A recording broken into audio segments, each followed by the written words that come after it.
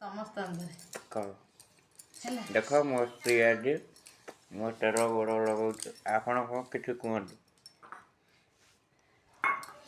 ଏଇଟା ସମସ୍ତଙ୍କ ଘରେ ଅଛି, ଯେଉଁ ସ୍ୱାମୀମାନଙ୍କ ସେବା କରିବା ଆମମାନଙ୍କର କର୍ମ।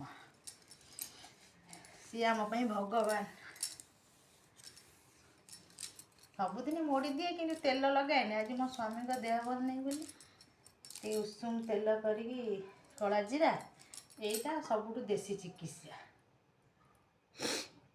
କଳା ଜିରା, ସୋରିଷ ତେଲ, ରସୁଣ ଆଉ ବିରି ବି ପଡ଼େ, ମୁଁ ଜାଣିଛି ଗୋଟା ବିରି।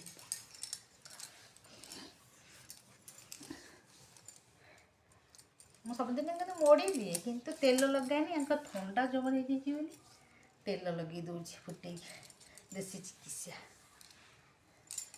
କିନ୍ତୁ ଇଏ ମାନିବେନି, ପଖାଳ ଖାଇବେ। ପଖାଳ ମୋ ଜୀବନ। ପଖାଳ ବୟସ ହେଉଛି ନା ଦିନକୁ ଦିନ। 30 ଏଇଠି 31 ବର୍ଷ ହେଲାଣି। ମୁଁ ଏଇଟା 28 ବର୍ଷ 6 ମାସ ଚାଲିଛି, 30 ବର୍ଷ। ଆଉ ବୟସ ବଢ଼ୁଛି ନା ଆଉ କ'ଣ କମୁଛି?